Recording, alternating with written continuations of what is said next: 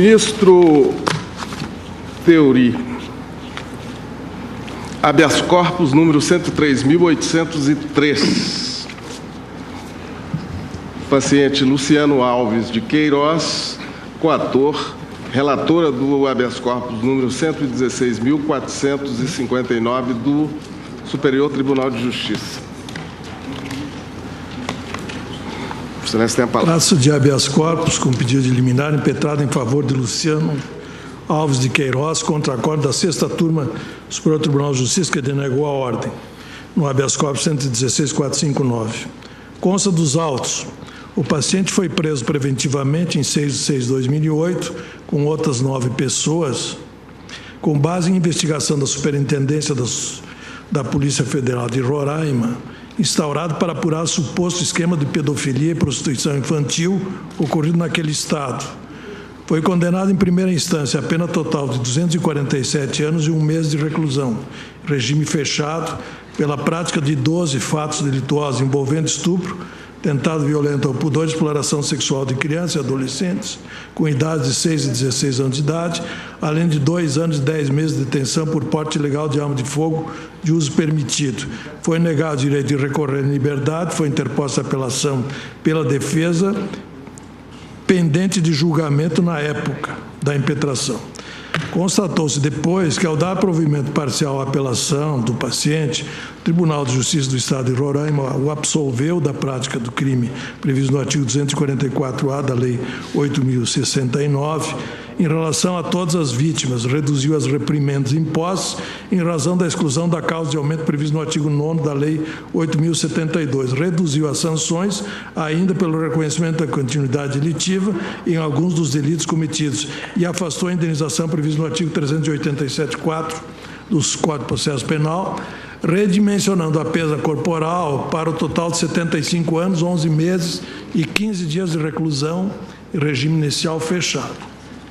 O que se alega aqui, como também se alegou perante o STJ, é que o paciente era procurador-geral do Estado à época dos fatos, o que lhe garantiria o foro especial por prerrogativa de função no Tribunal de Justiça. Isso porque o artigo 77, inciso 10A da Constituição do Estado de Roraima, estabelece que compete ao Tribunal de Justiça do Estado processar e julgar originariamente, entre aspas, nos crimes comuns e de responsabilidade, o vice-governador do Estado, o secretário de Estado, os agentes públicos a eles equiparados, os juízes estaduais, os membros do Ministério Público e os prefeitos, ressalvada a competência da Justiça Eleitoral. E o parágrafo único do artigo 4º da Lei Complementar Estadual 71/2003 dispõe que o Procurador-Geral do Estado terá, além do contido nessa lei complementar, as mesmas prerrogativas, subsídios e obrigações do secretário de Estado. O acordo da 6ª Turma denegou a ordem por razões assim ementadas. Não há falar em incompetência do juiz de primeiro grau, invocando-se regra constitucional estadual, declarada incidentalmente inconstitucional, em razão da violação do princípio da simetria. Compareceram fundamentos de cautelaridade do decreto de prisão preventiva, mantidos no seio da sentença condenatória, que apontam plano de fuga do paciente, que teria servido de aeronave do governo, além da referência à gravidade concreta das imputações. Crime contra a liberdade sexual com vítimas adolescentes. O pedido de liminar foi indeferido pelo relator da época, ministro Eros, e o parecer da Procuradoria é pela denegação da ordem. Houve reiteração do pedido de liminar, igualmente indeferido pelo ministro Joaquim, a quem o processo foi redistribuído. Contra essa decisão, que não reconsiderou o pedido de liminar, o impetrante interpôs agravo regimental, pendente de exame. Foram prestadas informações, o processo foi a mim redistribuído em maio de 2013, e por envolver controle de constitucionalidade de preceito normativo, a 2ª Turma decidiu afetar o julgamento ao plenário. Esse é o relatório, senhor presidente. Agradeço a Vossa Excelência. Concedo a palavra ao advogado Pedro Xavier Coelho Sobrinho, pelo prazo regimental. Excelentíssimo senhor ministro-presidente deste colégio Supremo Tribunal Federal, excelentíssimos senhores ministros julgadores, excelentíssima senhora Procuradora-Geral da República. Embora o senhor ministro relator já tenha feito um resumo do objeto desta impetração, me permitirei fazer algumas ponderações a respeito do caso. Em 2008, a Polícia Federal em Roraima iniciou uma investigação para apurar fatos que envolviam a participação de pessoas em crimes sexuais contra adolescentes e menores no estado de Roraima. Um dos investigados, sabidamente pela autoridade policial e pela autoridade judicante que autorizou a investigação, tinha conhecimento que o paciente era procurador-geral do Estado. Pois bem, sabedor dessa circunstância, o juiz de primeiro grau, para remover o óbice da sua falta de competência e usurpar a competência do Tribunal de Justiça do Estado, declarou, em caráter incidental, o dispositivo do artigo 77, inciso 10 da Constituição do Estado de Roraima, no que se referia à expressão aos agentes públicos a ele equiparados. Sua Excelência, o juiz de primeiro grau, entendeu que a competência do Procurador-Geral do Estado estava abrigada nessa expressão, aos agentes públicos a ele equiparados. Pois bem, o equívoco se dá não só em razão dessa interpretação equivocada, mas em razão de outras considerações de ordem jurídica que não permitiriam a investigação ser iniciada e a prova autorizada pelo juiz de primeiro grau. Por quê? Primeiro porque a prerrogativa de foro do Procurador-Geral de Justiça do Estado, do ora paciente, não estaria por si só abrigada nessa expressão, os agentes públicos a ele equiparados. Porque, na verdade, havia como há uma lei estadual, uma lei complementar estadual do Estado de Roraima de 2003, portanto, anterior ao ato de Sua Excelência, o juiz de primeiro grau, que diz expressamente: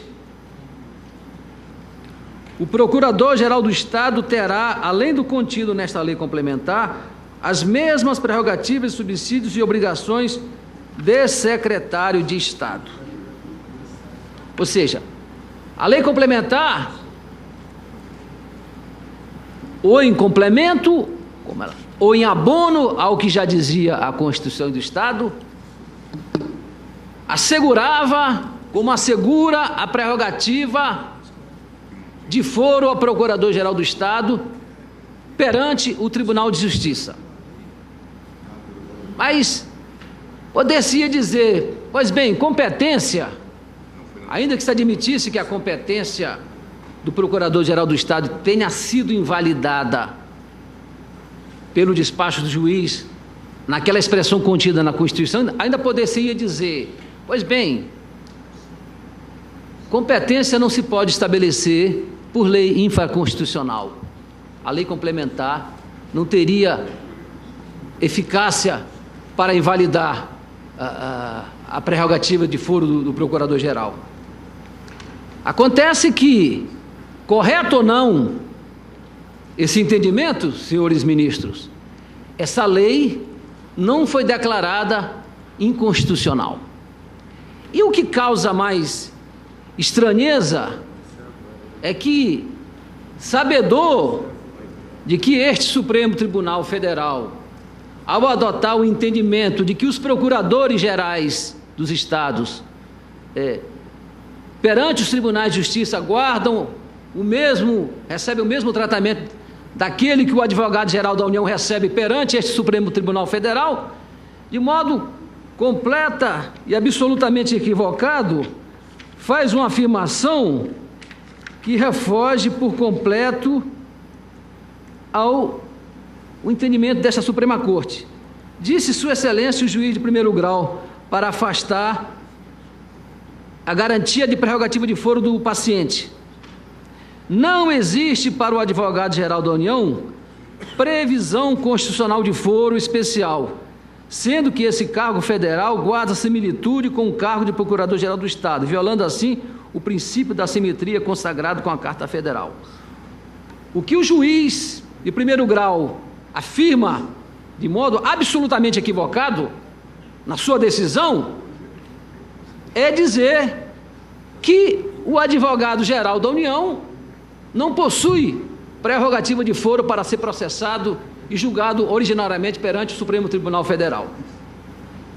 E, ainda que assim não fosse, ainda que a Constituição da República ou a Constituição do Estado não outorgasse ao Procurador-Geral de Justiça a prerrogativa de foro para ser julgado perante o Tribunal de Justiça, não podemos esquecer as palavras do ministro Moreira Alves no julgamento do inquérito 1660, que declarou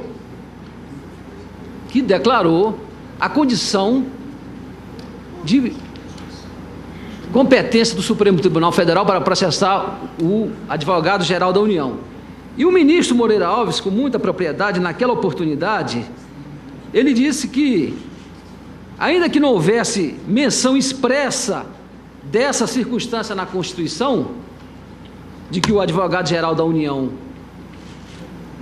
não possuísse prerrogativa de foro perante o Supremo, o ministro Moreira Alves disse: estou convencido de que foi um desses silêncios não eloquentes da Constituição, uma dessas omissões inconscientes, e acho que aqui é o caso de se aplicar a construction, por parecer-me raiar quase que absurdo que quem tem esse tratamento constitucional seja submetido a julgamento a juízo de primeira instância. Voto pela competência do Supremo, disse na oportunidade o ministro Moreira Alves, porque toda a discussão naquela oportunidade girava em torno de a Constituição não conter de modo expresso a referência de que o advogado-geral da União tinha foro perante o Supremo Tribunal Federal.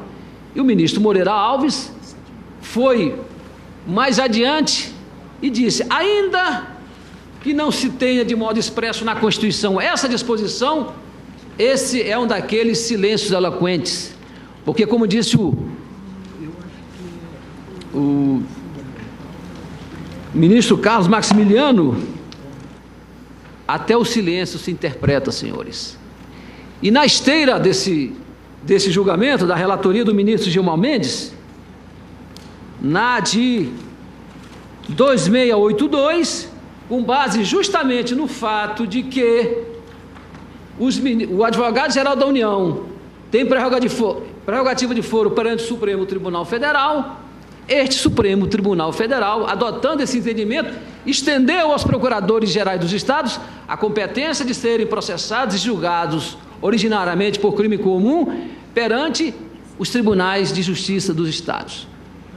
Pois bem, mas parece, senhores ministros, que neste país certos juízes confiam impunemente naquilo que se considerou a teoria do fato consumado. Vamos decidir, vamos prender, vamos condenar, e depois o fato consumado fica para trás. E o juiz que deu esta decisão sabia perfeitamente que ele não possuía prerrogativa de foro para iniciar a investigação. E, ao decidir dessa forma, me faz lembrar uma passagem da obra de Balzac, Os Esplendores e Misérias das Cortesãs, em que o juiz Camusot da instrução, ao ser indagado por uma parte, diz: Vossa Excelência está cometendo uma ilegalidade. E ele responde de modo cínico: nós, os juízes, também temos o direito de cometer ilegalidade. A passagem dessa obra de Balzac se assemelha muito com a decisão proferida pelo juiz de primeiro grau, que autorizou a investigação decretou a prisão preventiva e condenou o paciente. Pois bem, para a rigor, e na verdade, o Tribunal de Justiça de Roraima e o Superior Tribunal de Justiça passaram ao largo de toda a questão de fundo, de toda a discussão, porque o ministro Og Fernandes, ao votar no Superior Tribunal de Justiça, ele foi enfático quando disse: na forma em que a Constituição Federal foi composta, o Procurador-Geral do Estado tem equivalência com o Advogado-Geral da União. E disse mais: o magistrado prolator da decisão era absolutamente incompetente, porque a pessoa contra a qual se expediu o mandado possuía prerrogativa de foro, somente podendo ser presa por ordem do Tribunal de Justiça daquela unidade da Federação. Ou seja, nós temos um voto de um ministro do Superior Tribunal de Justiça, onde fala abertamente, claramente, de que o Procurador-Geral tinha prerrogativa de foro, e ainda assim se fechou os olhos e se passou ao largo, tendo essa questão de chegar ao Supremo Tribunal Federal para que se corrija essa ilegalidade. E antes que este petrante se esqueça, senhores ministros, este habeas corpus foi impetrado há 4 anos e 2 meses, porque vossas excelências poderão estar se questionando como é que um processo que teve início em 2008, que o réu se encontra preso, só agora está sendo trazido a julgamento. É porque, embora a gente saiba que não esteja na relatoria do ministro teoria esse tempo todo, mas ele foi impetrado há 4 anos e 2 meses. Então, a questão que se coloca é: vai chancelar uma ilegalidade diante do fato consumado? E a resposta, este Supremo Tribunal Federal tem dado em várias oportunidades. Quando, por exemplo, o ministro Joaquim Barbosa disse: nenhuma sentença poderá fazer o milagre de convalidar aquilo que é uma gritante nulidade. No habeas corpus 83-266. No mesmo sentido, ministro Ricardo Lewandowski, ministro Marco Aurélio, ministro Francisco Rezec, ministro Gilmar Mendes. Ou seja, este Supremo Tribunal Federal, por diversos dos seus julgados, tem afirmado que as nulidades não podem ser convalidadas independentemente da passagem do tempo. Pois bem, então o que se pede, senhores ministros, primeiramente, nessa primeira fase da impetração, é que se reconheça a nulidade de toda a prova produzida contra o paciente e a anulação de todos os atos decisórios daí decorrentes. Acaso essa pretensão não seja deferida, o paciente pede que o direito de responder o processo em liberdade, não só porque preenche os seus pressupostos objetivos e subjetivos, primário de bons antecedentes, é servidor público, residente há mais de 35 anos no estado de Roraima, com domicílio e residência no distrito da Cupa, mas também pelo equívoco e pelas razões lançadas nas razões de indeferimento nesse sentido, quando o juiz de primeiro grau disse que deixava-lhe de conceder a liberdade provisória porque haveria um plano de fuga engendrado para frustrar a aplicação da lei penal. Essa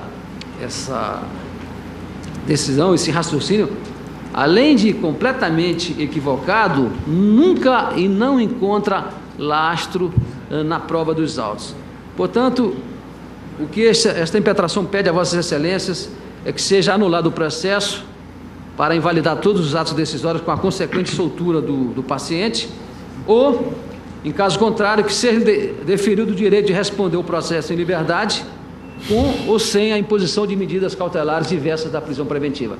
Obrigado, senhor presidente. Agradeço ao advogado. Concedo a palavra para a subprocuradora-geral, doutora Ela Vieco.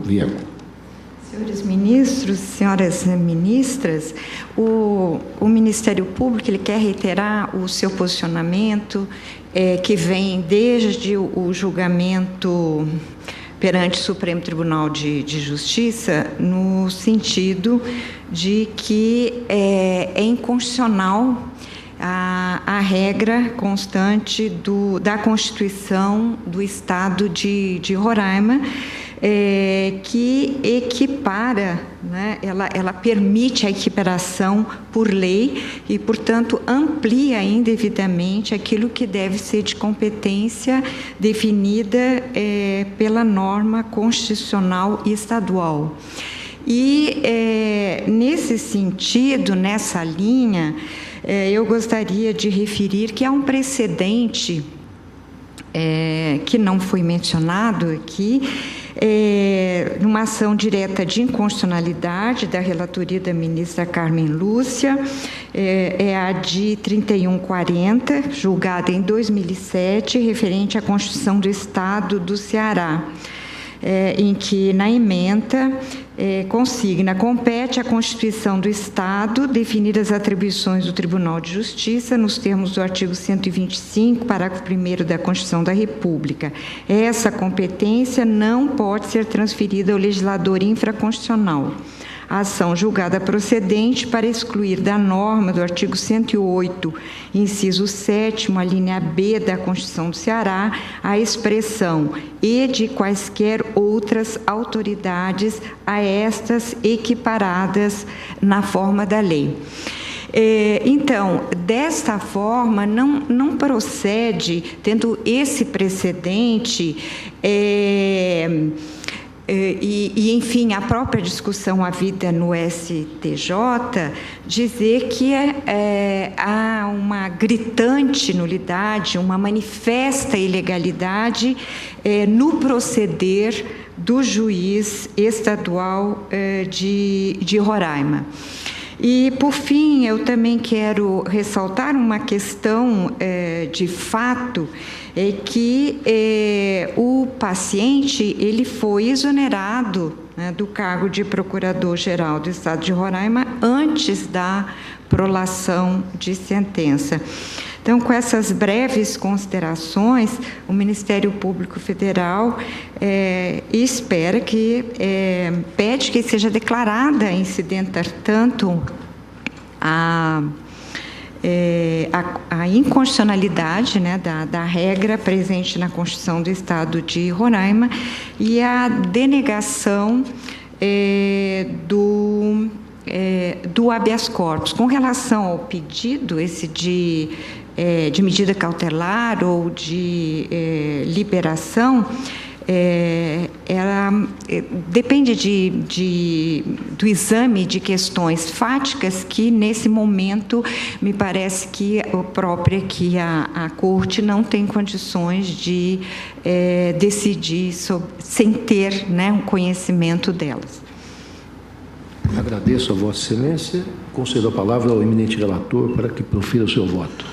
O impetrante pretende a decretação da nulidade da ação penal por incompetência absoluta do juiz de primeiro grau e a revogação da prisão cautelar por ausência de requisitos legais, do artigo 312.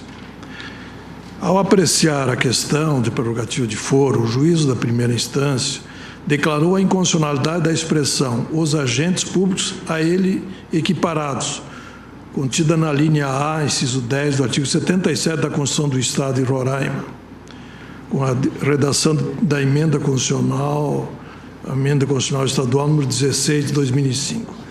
Entendeu-se que, por imposição do artigo 125, parágrafo 1º da Constituição Federal, a competência dos tribunais de justiça será definida pela Constituição do Estado, razão pela qual é ilegítima a transferência dessa atribuição normativa ao legislador ordinário.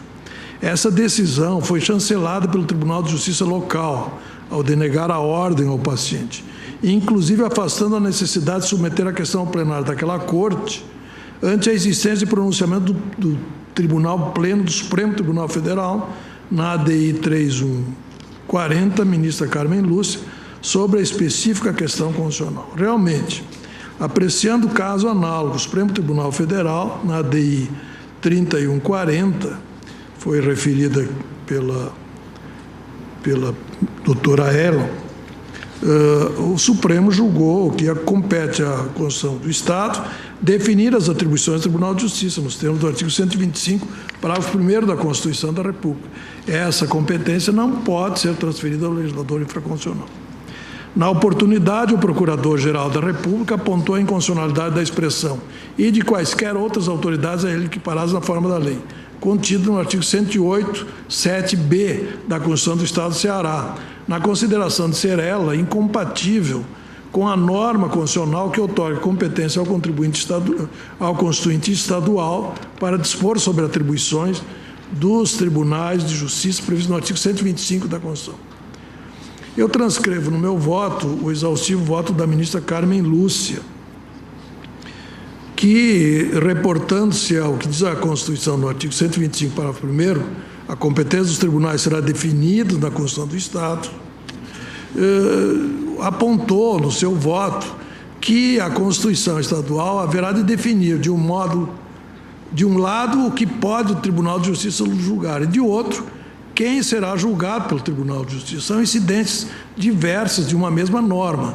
Para o tribunal, fixa o âmbito de sua atuação. Para o jurisdicionado, expressa quem se submete à jurisdição daquele e não a outro órgão jurisdicional.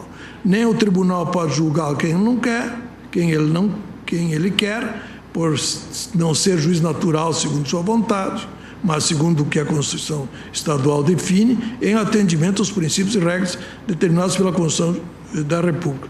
Nem pode o jurisdicionado escolher perante quem será julgado, pois tanto romperia com todos os princípios democráticos do processo e da convivência isonômica dos cidadãos. E mais adiante diz a ministra Carmen em seu voto, no item 7, a norma paradigma da Constituição da República, artigo 125, parágrafo 1º, firma o âmbito de atuação do constituinte estadual na matéria especificada, a saber, a ele cabe definir a competência do Tribunal de Justiça, enquanto a norma constitucional cearense questionada estaria a exorbitar do quanto lhe fora constitucionalmente outorgado ao cuidar da matéria, transferido a legitimidade do cuidado a ele entregue para o legislador ordinário.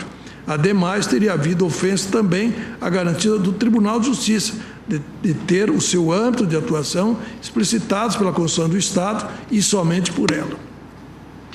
Diz ainda mais adiante a ministra Carmen, a Constituição da República convoca o Constituinte Estadual para definir, significa dizer, determinar, demarcar, explicitar a competência do Tribunal de Justiça. Não se tem por definido o que é deixado a ser fixado, acabado em seus termos e contornos a outrem. Enfim, transcrevo todo o voto, eu fiz distribuir uma cópia do meu voto, e digo, esse entendimento deve nortear a decisão do caso concreto. O constituinte do Estado de Roraima, ao promulgar a norma aberta referente à definição da competência do Tribunal de Justiça, delegou ao legislador infraconstitucional o poder de dispor sobre a matéria e de ampliar os seus limites, circunstância que, na linha da doutrina jurisprudencial dessa Corte, não se harmoniza com o artigo 125, parágrafo 1º da Constituição da República, segundo a qual a competência dos tribunais será definida na Constituição do Estado. É inconstitucional, portanto, a expressão os agentes públicos a ele equiparados, contidos no artigo 7710-A da Constituição do Estado de Roraima. Sustenta a defesa que, independentemente dessa inconstitucionalidade, há um outro fundamento apto a embasar sua pretensão, o princípio da simetria. Sustenta que o cargo de Procurador-Geral do Estado equivale, na esfera estadual, ao de Advogado-Geral da União, a quem o Supremo Tribunal Federal reconheceu prerrogativa de foro igual de ministro de Estado. Ao julgar a questão de ordem no inquérito 1660, ministro Sepúlveda pertence, afirmou o tribunal a sua, entre aspas, competência originária para processar e julgá-lo por crimes comuns, considerando o ministro de Estado, em razão do parágrafo único do artigo 1º da Lei 8.682/93, que lhe conferiu direitos, deveres, prerrogativas e tratamento de ministro de Estado. O argumento, todavia, não pode ser acolhido. A lei estadual invocada pela defesa sequer guarda a necessária similitude com o quadro normativo federal considerado no julgamento do inquérito 1660. Nesse precedente, a Corte reconheceu sua competência originária, tomando como premissa a existência de norma segundo a qual o advogado da União é ministro de Estado. Já a legislação estadual roraimense não estabelece que o Procurador-Geral do Estado é secretário de Estado. Limite-se a enunciar que ele terá as mesmas prerrogativas, subsídio e obrigações de secretário de Estado. Essa específica distinção foi decisiva no julgamento da aludida questão de ordem, o Supremo Tribunal Federal. Em voto apresentado no início do julgamento, não foi reconhecida ao Advogado-Geral da União com base no seguinte entendimento manifestado pelo ministro Sepúlveda Pertence, relator do caso. E eu transcrevo aqui o voto do ministro Pertence, pronunciado no início do julgamento dessa questão de ordem. E, em resumo, o que o ministro Pertence dizia é que o Advogado-Geral da União não era ministro de Estado, era equiparado ao ministro de Estado. E, por isso, não tinha prerrogativa de foro. Iniciados os debates nesse julgamento, ele foi suspenso a pedido do próprio ministro relator. Ante a observação feita pelo vice-procurador-geral da República, entre aspas, de que recente edição de uma medida provisória alteraria os dados normativos da questão, fecha aspas. Prosseguindo no julgamento, o ministro Pertence reformulou seu voto para reconhecer a competência originária do Supremo nos seguintes termos. Em 8 de agosto, como narrei ao tribunal, por decisão individual, fundada nas premissas que me pareceram aplicáveis da petição 2084, declinei da competência do tribunal para processar interpelação do Advogado-Geral da União, entendendo que não se tratava de ministro de Estado. Em 28 de agosto, acabo de sabê-lo, reeditou-se a medida provisória 2049.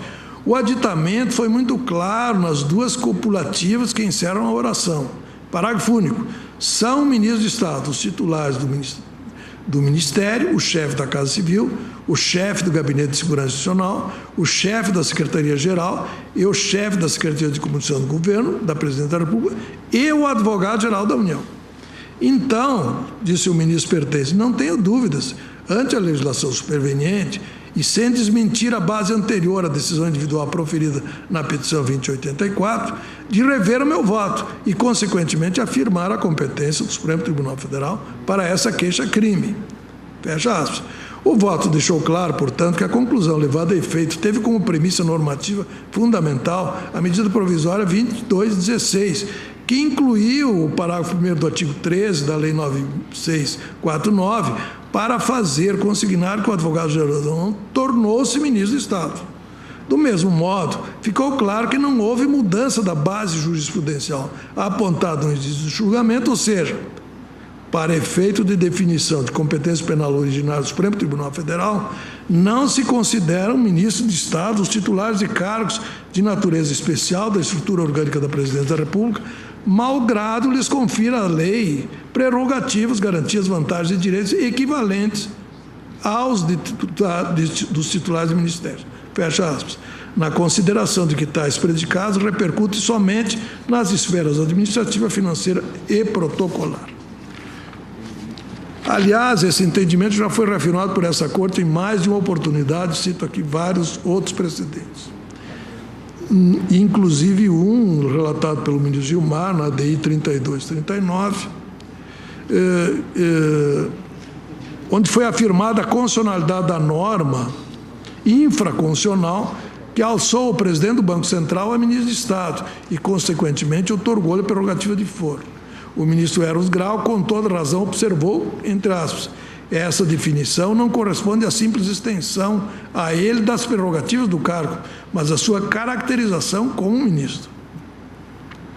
Esses fundamentos mutatis mutandis haverão de ter aplicação aqui. No âmbito estadual, o parágrafo do artigo 4º da Lei Complementar Estadual 71 cuida do cargo de Procurador-Geral do Estado nos seguintes termos. Parágrafo único. Procurador-Geral do Estado terá, além do contido nessa lei complementar, as mesmas prerrogativas, subsídios e obrigações de secretário de Estado. Quer dizer, a norma estadual, em momento algum, afirma que o Procurador-Geral do Estado é secretário de Estado, mas dispensou a ele o mesmo tratamento dado aos secretários. Equiparação que, na linha de entendimento dessa Corte, não lhe confere o foro por prerrogativa de função no Tribunal de Justiça do Roraima. Por outro lado, no que concerne a segregação cautelar do paciente, também não tem razão o impetrante. Nos termos do artigo 312 do Código de Processo Penal, a prisão preventiva poderá ser decretada quando houver prova da existência do crime, materialidade e indício suficiente de autoria, mais a demonstração de um elemento variável, a garantia da ordem pública ou a garantia da ordem econômica, ou por conveniência da instrução criminal, ou para assegurar a aplicação da lei penal. Em qualquer dessas hipóteses, é imperiosa a indicação concreta e objetiva de que tais pressupostos incidem na espécie. Não basta, portanto, a alegação abstrata da gravidade do crime ou a repetição textual dos requisitos previstos em lei. No caso, constate-se que a ordem de prisão preventiva está devidamente fundamentada de acordo com os pressupostos e requisitos do artigo 312 do Código Penal. Então, eu transcrevo aqui os fundamentos dessa prisão preventiva, que foram bastante longos, e digo o seguinte: vê-se, portanto, que o decreto preventivo apontou de maneira concreta a necessidade de garantia da ordem pública, consubstanciada na possibilidade de reiteração delituosa, na existência de uma vasta rede de crimes sexuais contra menores de pouca idade e de baixa classe social, na influência política e funcional do paciente, que exerceu durante longo tempo o cargo do primeiro escalão do governo do Estado. Os fundamentos utilizados revelam-se idôneos para manter a segregação cautelar na linha de precedentes dessa Corte.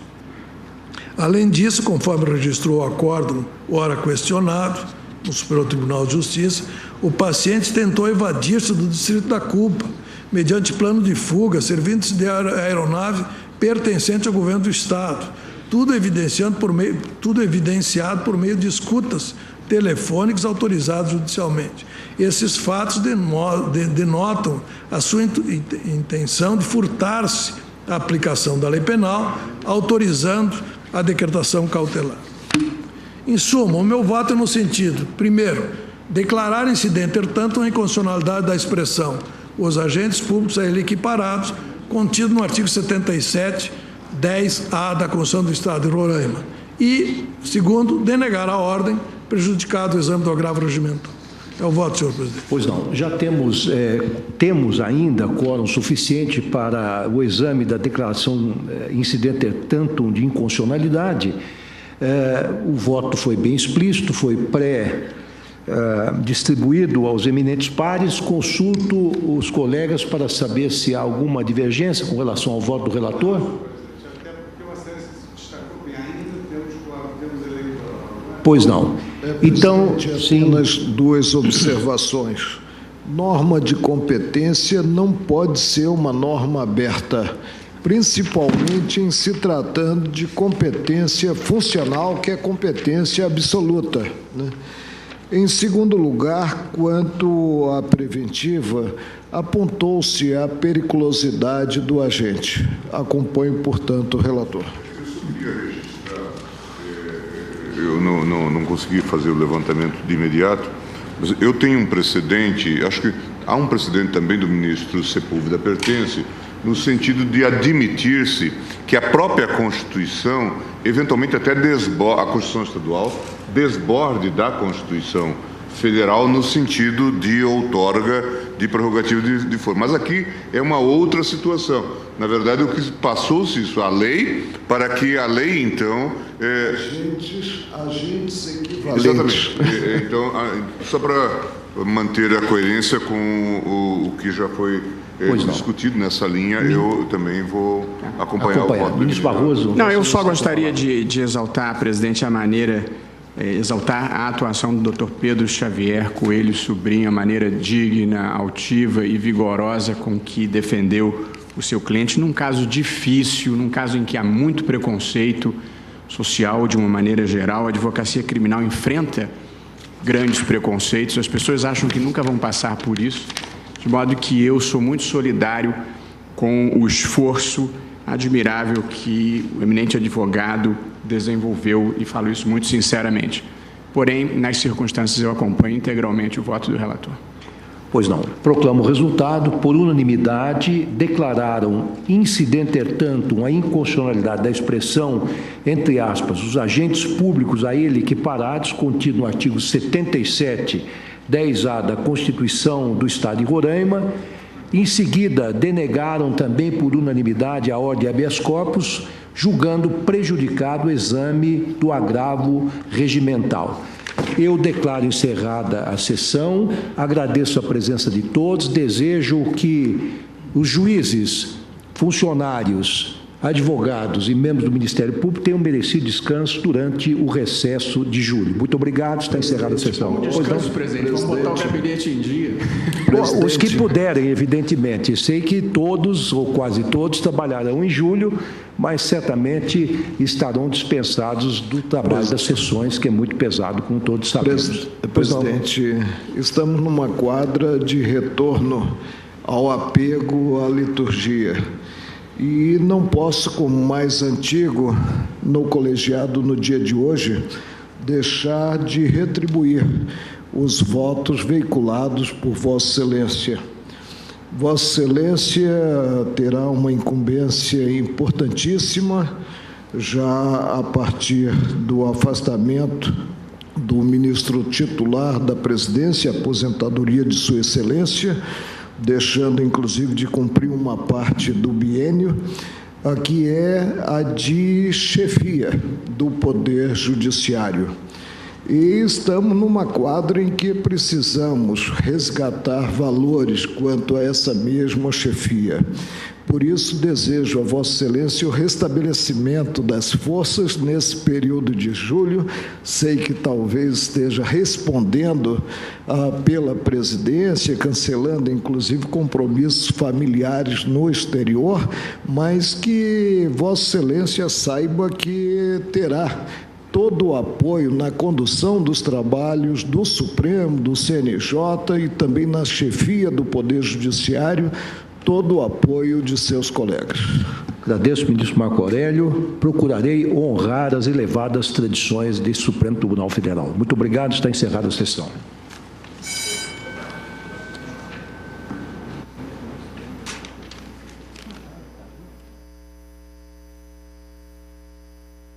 E por aqui fica esta edição do Direto do Plenário. Assista a cobertura completa dos acontecimentos desta sessão que fecha os trabalhos do plenário do Supremo Tribunal Federal no primeiro semestre de 2014, no Jornal da Justiça, primeira edição. Obrigado pela companhia e continue conosco aqui na TV Justiça.